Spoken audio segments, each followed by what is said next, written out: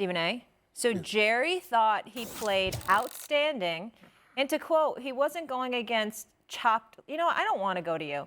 Marcus. No, come to me. Why? Come to me. Look at that. Look at the drama happening. I got this. He's going through it. I understand. It's right. very, Do you agree with Jerry? Of course I don't. It was not a smart comment by Jerry Jones. See, here's the thing. Dak Prescott, if you look at him, ladies and gentlemen, all right? If you look at him in this game, okay, he completed nearly 77% of his passes. Yeah. Okay? Threw for 256 yards. Yeah. We got all of that. We understand it, okay? Mm-hmm. And he was converting a lot of plays. He was making things happen. And it wasn't his fault specifically that they lost this game, okay? The fact of the matter is it hit your receiver in the hands, although the ball was thrown low, and as a result bounced off of him and into the arms of somebody else. The interception he threw earlier in the game was inexcusable. That not necessarily was. That's not the point. No, the point is that what you have to do is hold Dak Prescott accountable to be more than somebody that's just throwing passes.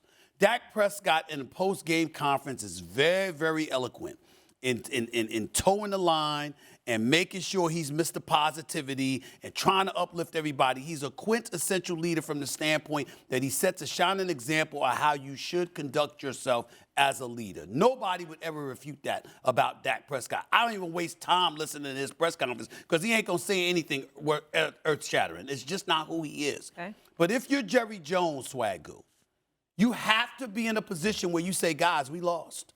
I'm not happy.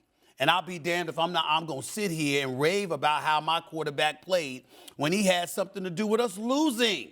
There has to be a level of accountability that you hold the star of your team. I think it's Micah Parsons, but some of y'all say because it's the quarterback position, it's Dak Prescott. There has to be a level of accountability that you're holding folks to, especially when you're the owner, the president, the general manager, the cash distributor, the public relations dude, you're the spokesperson, and everything in between. You cannot go on radio in Dallas. I'm assuming it's 105.3. Okay, those brothers, which I like. I actually like talking to them. Really it's good a good radio show. It's really good. Show. I enjoy talking to them. I really did. And I'll come back on too. But the point that I'm trying to make to you is this.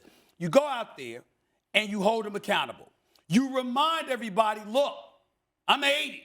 I ain't getting younger. Time running out. I need these dudes to step up. I thought about you. Don't you have everything you need? Don't you have Jerry World? Don't you have this first-class practice facility? Don't you have all the amenities? Don't you have all technology available to you? What don't you have? You got masseuse, you got pedicure people, you got massage therapists. Okay, let's chill with that. Listen, it's not an exaggeration. You got everything. What you gonna give me? That's what Jerry Jones should be saying. Marcus, you but he got doesn't. me. And that's the problem, Swagoo. Stephen A., you're absolutely right. Listen, man, I think the context is wrong when Jerry is responding and talking. Like, bro, this is about moments now. This has nothing to do with the overall numbers that Dak Prescott ends up with. It has nothing to do with if this offense is one of the top scoring offenses, which they were last year and got bounced in the first round of the playoffs last year. I'm being serious for a minute, okay?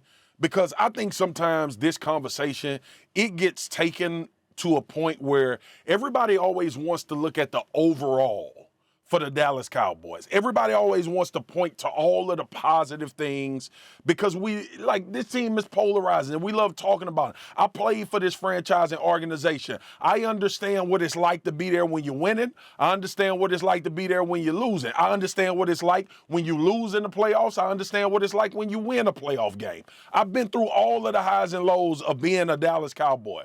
Love the franchise, organization, love the players. These dudes are really good people. But ultimately, we got to stop having a conversation about Dallas. And Stephen A., this is why it bothers me, but I always tell you it's true. We are not judging the Cowboys on what they do or what numbers they end up with or a 12-5 record. We are judging the Cowboys when it's 13 seconds left or you're going to run out of time in the game.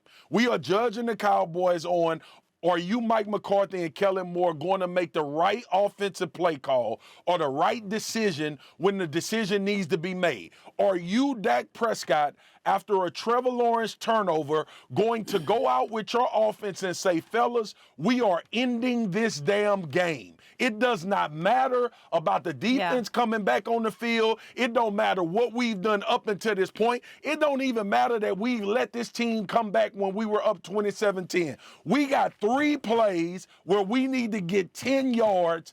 I'm Dak Prescott. We're going to get it.